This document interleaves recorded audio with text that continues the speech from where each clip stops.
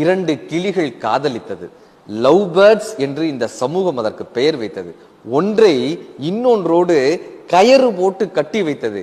திருமணம் என்று இந்த சமூகம் அதற்கு திரண்டு வந்தது. இரண்டு கிளிகளையும் கூண்டுக்குள் அடைத்தது. இரண்டு கிளிகளையும் கூண்டுக்குள் அடைத்தது. குடும்பம் என்று இந்த சமூகம் அதற்கு குதூகலித்தது. ஒன்று இன்னொன்றோடு சண்டையிட்டது. கலாச்சாரம் என்று இந்த சமூகம் கட்டளையிட்டது. கூண்டுக்குள் இருந்ததால் மட்டும் குட்டி போட்டது. வாரிசு என்று இந்த சமூகம் வாழ்த்து அனுப்பியது. இந்த வாழ்க்கை வேண்டாம் என்று ஒரு கிளி பறக்க நினைத்தது. அந்த குழந்தையின் குரல் ஏனோ தடுத்து நிறுத்தியது. இந்த இரண்டு கிளிகளும் குழந்தைகளுக்காக தன் வாழ்க்கையை தொலைத்தது.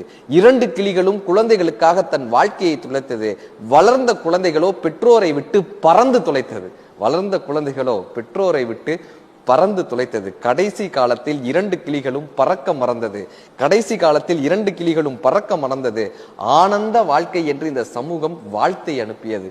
காதல் பறவைகளை கூண்டுக்குள் அழித்தால் காதலும் அழிந்து விடுகிறது, பறவைகளும் பறக்க மறந்து விடுகிறது. இது பறவைகளின் வாழ்க்கையா? அல்ல, பலரது வாழ்க்கை.